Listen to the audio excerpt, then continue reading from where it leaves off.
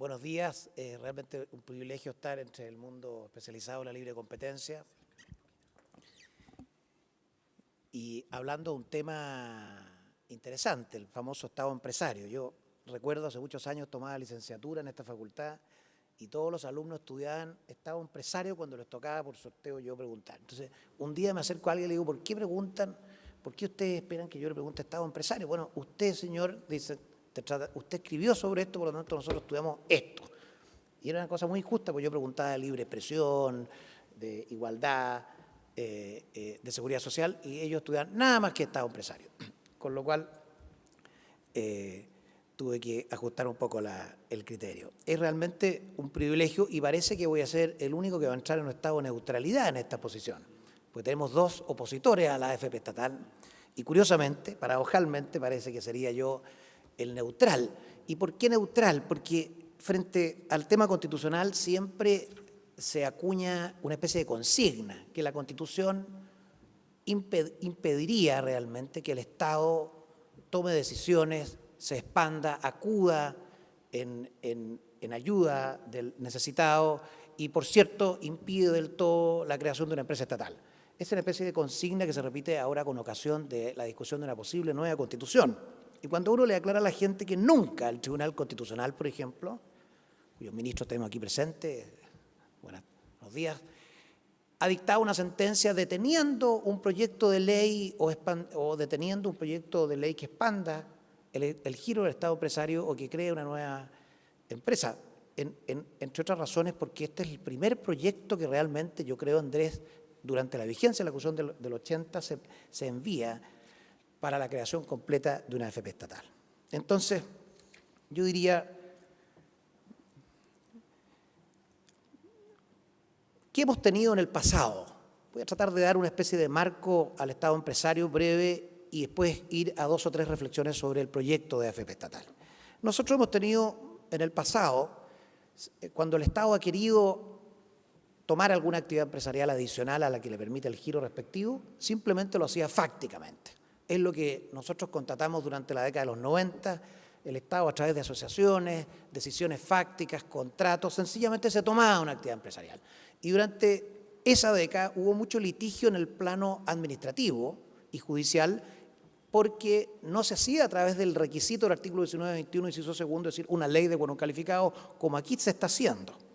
Entonces, ¿qué ocurría? Por ejemplo, recuerdo el caso Codelco, recuerdo el caso de NAP en los años 90, breves aumentos del giro empresarial, pero sin una ley. Y esto llevaba evidentemente a los competidores del caso, tocados por esta ampliación, a litigar en las Cortes Ordinarias a través del recurso de amparo económico que precisamente se creó para este efecto. Hay una expansión indirecta también. Por ejemplo, recuerdo cuando se aumenta, cuando se alteran las leyes que rigen el área de una empresa estatal, por ejemplo, Banco del Estado, se permite la correduría de seguros, por ejemplo, entonces el banco se beneficia indirectamente, el Banco del Estado, de una ampliación del giro estatal. Ahora, tenemos una nueva era, aparentemente. Ya, curiosamente, durante los años 2000, el último fallo de amparo económico realmente importante tuvo lugar el año 2000. O sea, tenemos una situación relativamente pacífica entre el año 2000 y 94 y 2014, hoy día, en que se toma una decisión muy distinta. Es decir, vamos a enviar un proyecto de ley, no solo para la creación de la AFP estatal, que era una promesa de la candidata presidencial en aquel entonces, sino para ampliar el giro de NAP, por ejemplo, a la generación energética. Pareciera venir entonces una época en que se enfrenta el tema con lo que nosotros los constitucionalistas siempre habíamos pedido, es decir, dado que el Estado tiene un determinado marco, que vamos a hablar en materia empresarial, bueno, sin ser el asunto, envíe el proyecto de ley que se discuta en el Congreso, que es el que va a tener que hacer el debate que están haciendo muy interesante los economistas hoy día. Entonces, no hubo intervención del Tribunal Constitucional en materias de proyecto de ley, hubo de la Corte Suprema por la razón que yo les estaba diciendo. ¿Cuál es el marco constitucional del Estado empresario? Aquí, esto no es ningún misterio, a la Constitución no le gusta el Estado empresario. Le disgusta el Estado empresario, entre otras razones por las que aquí se han comentado. Eso no quiere decir que impida al Estado empresario, eso no quiere decir que no se justifique excepcionalmente la creación de una empresa estatal. Discutíamos los años 80, 90, con don Pancho Cumplido, por ejemplo, que sostenía que el artículo 19-21 no contenía una situación de regla general para los particulares y una excepción para el Estado empresario, sino que era más bien una facultad equiparada a los particulares. Nosotros replicábamos que más bien no, porque si uno como particular entra directamente a una actividad económica y el Estado requiere una ley, y esa ley debe ser de quórum calificado, naturalmente hay un plano de excepción. La doctrina evidentemente acogió esta tesis. Aquí está el principio de subsidiariedad en su plena expresión. Los fundamentos constitucionales del principio de subsidiariedad no se los tengo que compartir a ustedes, son más que conocidos, el Estado actuando de suplencia en aquellas zonas y áreas donde los particulares no están satisfaciendo una necesidad de bien común. Como lo dice el proyecto, cobertura y competencia. Se hace cargo de que estamos en un plano de excepcionalidad. Ahora, si uno va a la famosa sesión 388 de la Comisión de Estudio de la Nueva Constitución, donde habló ahí el fiscal del Banco Central en aquella época, Roberto Guerrero del Río, donde habló don Raúl Bertelsen, el tema era este: no nos gusta el Estado empresario, es sinónimo de distorsión de mercados, es sinónimo de falta de competencia, y llegamos además a una época, que no es la actual, obviamente, una época en la cual el Estado empresario estaba desatado, estaba disparado. Y aquí me permito recordar una frase muy interesante del profesor Iván Aróstica, hoy día ministro del Tribunal Constitucional. Lo corté y pegué en mi texto, porque él recuerda, digamos, cuál era ese escenario que explica por qué se redactó el 19-21, si esto tiene un contexto histórico. Dice, ejemplos de este Estado empresario a granel hay muchísimos. El Estado se expandía hasta cotas inverosímiles. La empresa Comercio Agrícola pudo poseer acciones y tener participación en el Hipódromo Chile. Ferrocarriles del Estado tuvo la administración de grandes complejos deportivos y estadios, San Eugenio, una fábrica de vestuario, Confecciones Rudolf, un teatro, Portugal, hoteles, hospitales, servicios marítimos, ferronave, etc. La empresa portuaria de Chile asumió explotaciones agrícolas como Fundo Santa Ana. Ese era el Estado empresario cuando se discutió qué íbamos a hacer con estas normas. No le gustó a la Constitución. Sin embargo, el texto es bastante neutro en términos jurídicos. ¿Qué se pide para un Estado empresario? Sencillo, ley, una ley especial. Aquí lo hemos sostenido el actual Contralor, así también lo dijo en su minuto, especial la ley, tal como está ahora, un mensaje. No basta la protección de las ideas matrices en la Constitución para intercalar una expansión de Estado empresario. Ley especial, giro especial. ¿Y por qué giro especial? Una deducción lógica. Porque si estamos en un estado de excepcionalidad frente a una regla general, entonces tengo que aumentarlo con especialidad. Estos giros empresariales expandidos que tienen algunas empresas del Estado tampoco les gustará a la Constitución. Todo aquel otro acto de comercio que persiga, no. Porque ahí entonces entramos cómo se califica la necesidad, cómo se califica la necesidad pública excepcional de la entrada al Estado empresario. Por lo tanto, ley especial, especial giro, y aquí estamos llegando al corazón del problema que han tratado aquí mis ilustres contertulios. Reglas comunes aplicables a los particulares. Este es el mandato de oro para el Estado empresario. Legislación común aplicable a los particulares, con justificación de los motivos calificados que ameritarían una excepción, porque el Estado empresario es difícil concebirlo en un estado de pureza, que no genere ninguna excepción. Ya lo vimos acá, con el encaje, con la contratación con personas jurídicas relacionadas. Como es el Estado, bueno, está relacionado conmigo ¿quién? Bueno, nada menos que el Banco Central, la Tesorería, el Banco del Estado. Entonces tengo que hacerme cargo de las excepciones y justificarlas. Tomo un par de frases para respaldar esto del temor que había el año 78, que parece tan lejano hoy día, pero que en el fondo es el temor de hoy. Debe regirse por las mismas normas vigentes para el sector privado, sin privilegios ni estatutos especiales. Y Bertelsen establecer normas de privilegio para que la desarrollara. Se podría reservar al Estado alguna actividad, pero sin normas de privilegio. Eso es lo que molesta a la Constitución. No las prohíbe, exige justificación. Esto mismo se dijo cuando se conocían los casos de Estado empresario en la Corte Suprema, esa etapa entretenida de litigio hasta el año 2000 con el caso Instituto Geográfico Militar, el caso Casa de Moneda, el caso Codelco, el caso Correo Híbrido de Correos de Chile y finalmente el caso Metro, 5 casos bien interesantes, se decía esto: se trata de que los particulares compitan a un pie de igualdad con el Estado, sin privilegios ni garantías especiales. Así lo entendía la Corte Suprema cuando ahí acogió y revocó el fallo de primera instancia de la Corte de Apelaciones.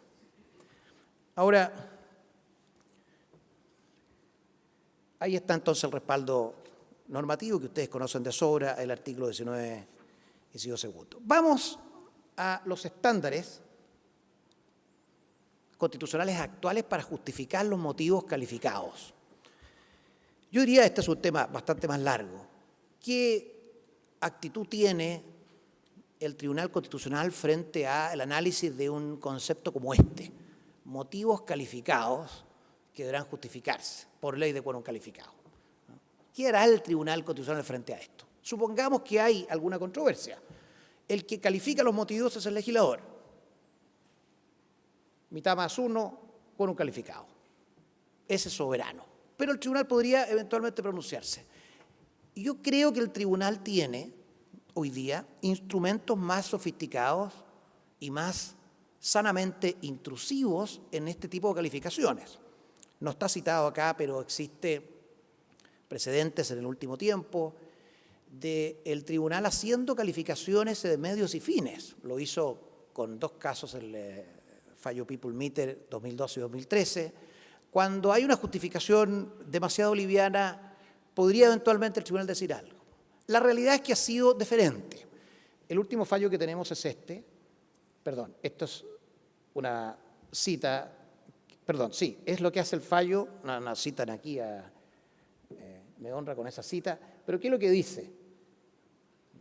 Que se trata de un artículo que compatibiliza el requisito, las normas del Estado empresario, con la libre competencia. Este es el caso Mascarri, o sea, proyecto de ley de televisión digital, que tuvo 3 fallos, y uno de los fallos, uno de los artículos otorgaba a Televisión Nacional una segunda señal, y esto significaba de alguna forma la expansión del Estado empresario. Y esto, obviamente, el tribunal les pareció que estaba justificada la necesidad de esa expansión y, por lo tanto, lo confirmó en su constitucionalidad. Aquí tenemos un caso del primer periodo. Vamos a los fundamentos del proyecto de AFP estatal, brevemente. Como aquí se ha comentado, mayor cobertura, pensiones bajas, trabajadores rurales, independientes y mayor competencia. Me acuerdo que el año 2008, que se hablaba bastante de esta reforma, nosotros discutíamos con algún grado de resquemor y molestia la idea de Andrés de licitar los trabajadores nuevos. Nos parecía que el 19-18 de la Constitución, que permite la libertad entre instituciones públicas o privadas, y también el fallo rentas vitalicias del Tribunal Constitucional, que había resuelto que los fondos son de los trabajadores, no son de las AFP naturalmente, pero hizo toda una disquisición, significaba que la facultad de disposición estaba en los trabajadores y no en el Estado. Entonces, esa reforma lo que hizo fue, como ustedes saben perfectamente, tomó forzosamente a los nuevos trabajadores y le dijo: esta es su AFP porque ganó una licitación que yo armé y esta es la que le conviene a usted. Y eso significaba forzar de alguna forma la voluntad del ahorrante. Hay consenso en que funcionó bien y yo creo que se lleva las palmas aquí el ministro de Hacienda porque caminó bien, tenía este problema constitucional. Y hoy día, entonces, habrá que analizar exactamente qué efecto tiene la propiedad del ahorrante sobre sus propios fondos. ¿Qué alcances constitucionales tienen 2 o 3 normas? Primero, hay una exención a la AFP estatal de las inhabilidades del artículo 47 bis del Decreto de Ley 3.500. Es decir, la AFP estatal va a poder contratar con personas relacionadas de un mismo conglomerado y le permite entonces comprar papeles del Banco Central, del Banco del Estado, Tesorería. ¿Cuál es la justificación de esto? Poder competir. O sea, es la empresa estatal que pide esto, que está, obviamente, es una excepción frente a lo que los particulares pueden, para poder competir y en rentabilidad con los particulares que desarrollan esta misma actividad. O sea, es un argumento circular que va y viene. Y evidentemente me parece que debe ser así, Rodrigo, que si no tiene acceso a los papeles del Estado, evidentemente va a tener menos posibilidades de administrar sus carteras, que es esencial de una empresa estatal tener problemas. Esto me recuerda cuando una empresa estatal quería ser fiscalizada por la Cámara de Diputados y la empresa estatal se asilaba en el 1921 para decir que como se rige por las mismas normas de los particulares y a los particulares no los fiscaliza la Cámara, entonces no me fiscalice a mí. Entonces, es insoluble el problema, porque la empresa del Estado naturalmente es estatal y el Parlamento quiere saber qué pasa ahí. Y entonces, estas discusiones las vamos a tener permanentemente. Pienso que hay un alcance constitucional con esto, que es el artículo 63, número 9 de la Constitución, está ahí arriba, que señala que son materia de ley aquellas que permitan al Estado contratar empréstitos, los que en ningún caso podrán efectuarse con el Estado o su organismo o municipalidad. Es decir, al Estado, a la Constitución no le gusta que el Estado se financie con él mismo. Le carga esto, ¿eh? Y tuvo experiencia en el pasado. No se pueden comprar papeles de la misma empresa del Estado. Y tiene un problema con el 63.9. Esta excepción que permite contratar con personas relacionadas, en este caso el mismo Estado, creo que nos puede llevar a esta fricción, porque lo que no se querría es que una AFP estatal mal administrada, con pérdida, se financia entonces comprando, y en este caso sería peor, con fondos de otras personas, los ahorrantes, papeles del propio Estado. Ahora, tiene una norma en relación al encaje que yo no la entendí muy bien. Aparentemente ahí hay una prohibición que le impide a la AFP estatal usar las platas del encaje para efectos estatales, pero pidámosle a Rodrigo que nos aclare porque es una operatoria que no capté muy bien. Vamos, como ya dije, no hay que perder nunca de vista en este proyecto que las platas son de los ahorrantes. Las platas no son cuentas individuales, son de los ahorrantes y fue necesario un fallo del tribunal que así lo resolviera. No era claro en esa época, 2001, esto si era un patrimonio de afectación, si eran platas del Estado, administradas por particulares, en fin, estas tres cosas que mencionó Andrés, yo creo que se resolvió correctamente. Y pienso, y hemos tenido debates que en materia de salud, por ejemplo, ocurre lo mismo con la cotización de salud. Tienen aproximadamente la misma marco constitucional. Como les decía, aquí está el artículo 11 del proyecto que establece una excepción y el desafío va a ser cómo justificar esta excepción ante estos principios que hemos hablado.